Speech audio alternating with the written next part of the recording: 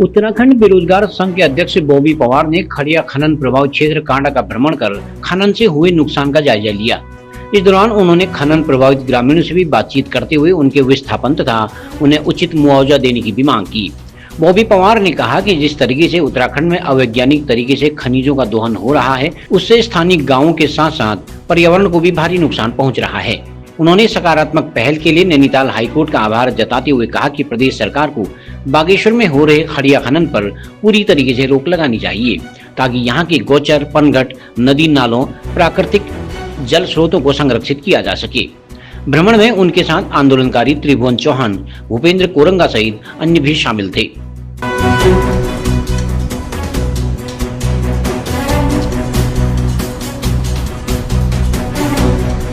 नमस्कार साथियों, तो मैं अभी कपकोट विधानसभा के कांडे कन्याल गांव में हूं और ये बहुत बड़ा खड़िया प्रभावित गांव है और यहां आकर के मैं बहुत ज्यादा आक्रोशित भी हूं और बहुत ज्यादा भावुक भी हूं। आक्रोशित इसलिए हूं क्योंकि जिस प्रकार से लगातार यहां पर हमारी जो धरोहर है, हमारी जो संपदा है, उसको लूटने का काम या उसको खसूटने का काम खड़िया खदानों के माध्यम से यहाँ पर किया जा रहा है, जिसमें कुछ समय पहले आप सबको पता है कि माननीय जो न्यायालय है उन्होंने इस पर रोक लगा दी है खड़िया खदानों पे। लेकिन ये बड़ा दुर्भाग्य, जब हम यहाँ पर आए लोगों से वार्ता करी तो 6 जनवरी को जब इस खड़िया खनन पर रोक लगा दी गई, उसके 2 दिन बाद तक भी जो है यहाँ पर कुछ खड़िया खदानें जो है वो संचालित हो रही थी और उसके बाद स्थानीय लोगों द्वारा शिकायत करी गई और तब जाकर के वो खड़िया खदानें रोकी गई। तो ये बड़ा दुर्भाग्य है और इसकी वजह से आसपास जो लोग हैं वो बहुत ज्यादा प्रभावित है। और मैं भावुक इसलिए हूँ क्योंकि यहाँ पर कुछ परिवारों से जब हम लोगों ने मुलाकात करी तो उनके घरों के चारों दीवार लगभग टूट चुके हैं और कभी भी वो घर गिर सकता है और यहाँ पर जो आम रास्ता है वो पूरा टूटा हुआ है। यहाँ पर जो धारे नौले थे वो पूरी तरीके से सूख गए हैं।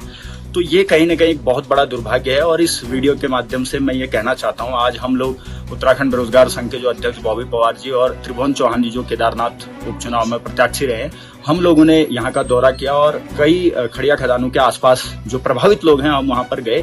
तो ये बहुत बड़ा दुर्भाग्य है और इनको 4 लाख का मुआवजा देने की बात यहाँ के शासन प्रशासन द्वारा करी जा रही है। पर मैं आपको बताऊं कि जो खड़िया न्यास का जो पैसा होता है जो प्रभावितों के लिए प्रयोग में लाया जाता है, उस पैसे से जो डीएम बागेश्वर अनुराधा पाल है वो 8 लाख रुपए का अपना टॉयलेट बाथरूम का बनाती है। लेकिन वहीं दूसरी जगह खड़िया से प्रभावित लोगों को 4 लाख रुपए की मात्र धनराशि जो है दी जा रही है। और इसके अलावा चाहे वो मोनिका आर्या हो एसडीएम बागेश्वर और अनुराग आर्या जो कि एसडीएम कपकोट है, इनके माध्यम से जो ये माननीय कोर्ट द्वारा यहाँ पर लोग भेजे गए थे इस पूरे सर्वे के दौरान, तो उस दौरान भी जो है इन लोगों से ना मिलने के लिए हर संभव प्रयास उन्होंने किया और यहाँ की जो जांच है उसको प्रभावित करने के लिए हर संभव उन्होंने प्रयास किया।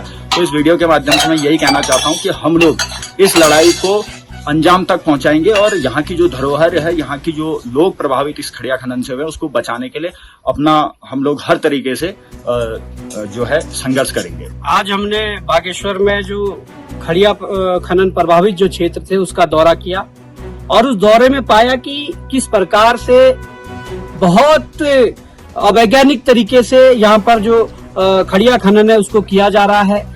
उसका जो दुष्प्रभाव है, उसके जो दुष्परिणाम है वो दिखने लग गए।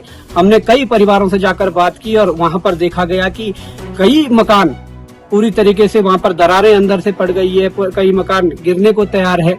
यहाँ तक कि जो मंदिर है वहाँ का सबसे बड़ा, उस मंदिर में दरारें पड़ गई है, वो मंदिर झुक गया है। यहाँ के जो नौले होते थे, जो प्राकृतिक जो जल के स्रोत हैं वो सूख गए।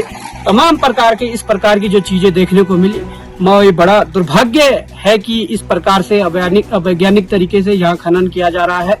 और मुझे लगता है कि जिस प्रकार से चीजें सामने आई कि पूर्व में इन्होंने खनन की जो नियमावली थी उसमें संशोधन करके इसे खनिज न बताकर उपखनिज बताने का प्रयास किया गया कि उपखनिज करके जैसे नदियों से रेता बजरी पत्थर उठाते हैं उस तरीके से हम इसका खनन करेंगे।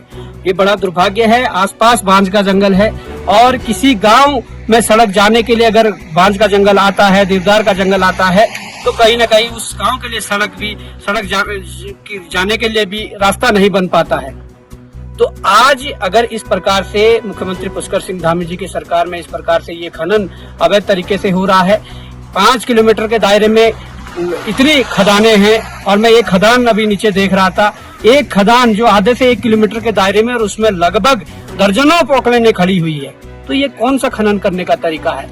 इससे यहाँ के लोग प्रभावित हो रहे हैं, इससे यहाँ का पर्यावरण प्रभावित हो रहा है। निश्चित तौर पर मैं धन्यवाद करना चाहूंगा माननीय उच्च न्यायालय नैनीताल का, जिन्होंने इस पर रोक लगाई है। और उसके बाद मैं माननीय उच्च न्यायालय नैनीताल से ये प्रार्थना करूंगा, निवेदन करूंगा कि जो जांच कमेटी बन रही है, उस जांच कमेटी में हमारे ग्रामवासियों से हमने सुना कि शायद कोई जो यहाँ खनन निदेशक है उनको भी उसमें रखा जा रहा है। तो मेरा प्रार्थना है, निवेदन है कि ऐसे लोगों को नहीं रखा जाए जो इसमें प्रत्यक्ष रूप से इसमें या अप्रत्यक्ष रूप से जुड़े हों। आज हम बागेश्वर के कपकोट क्षेत्र में हैं और यहाँ पर जो खड़िया खनन का जो व्यापार चल रहा है, व्यापारी मैं इसको कहूंगा, हमारे पहाड़ों का दोहन करके कैसे ये बड़े बड़े ठेकेदार अरबपति बन रहे हैं। आप समझिएगा, जो हमारे किसान खेत अपने देते हैं इनको, ये 70 रुपए क्विंटल तकरीबन इनको मिलता है और आगे बेचा जाता तकरीबन 250 रुपए। और ये एक गाड़ी में तकरीबन 200 ट्रक आते हैं और 200 कट्टे आते हैं और यहाँ पर करीबन 15 से 20 गाड़ियों का माल है। आप समझिएगा करीबन 200 लाख का माल यहाँ पर है और कितना ये दोहन हो रहा है। और सबसे बड़ी बात है, गांव के गांव इससे परेशान हो रहे हैं। हम 1-2 घरों में गए थे, वहां दरारें पड़ी हुई हैं। ये गरीब परिवार वो बिखरने से लगे हैं। अपने घर को छोड़ना कितना दुखदायी हो सकता है और उनको उसके एवज में 2-4 लाख रुपए बस दिए जाने का प्रलोभन बस दिया जा रहा है। तो ये बड़ा दुखद है। मैं माननीय न्यायालय का बहुत बहुत धन्यवाद करूंगा कि आपने इन पर अभी रोक तो लगाई है, साथ के साथ एक जांच की भी आपने बात की है। पर जो ग्रामीण बता रहे हैं, जो जांच हो रही है, वो जो अधिकारी हैं, जो निदेशक हैं, वही उसके अध्यक्ष हैं। और गांव वालों का कहना ये भी है कि कहीं न कहीं निदेशक भी उन्हीं के इर्द गिर्द या उनकी निगरानी में कहीं न कहीं कुछ होता रहता है। क्या कितना सही होगा अगर हम बिल्ली को ही दूध के रखवाला बना दें? तो ये तमाम चीजें सोचनी होंगी और माननीय न्यायालय को ये यकीन, ये तो पूर्णतः बंद कर देना चाहिए, क्योंकि ये पहले जो खनिज में आता था, इसको इन्होंने अब उप खनिज कर दिया। ये उप खनिज तो कहीं से कहीं तक नहीं है, और अगर ऐसा होता तो यकीनन हर कोई इसको खच्चरों में या ऐसे भी लाद कर ले जाता। अगर वो नहीं हो रहा है तो ये पोकलेट मशीनें यहाँ हजारों की संख्या में क्या कर रही है, मतलब सैकड़ों की संख्या में क्या कर रही है।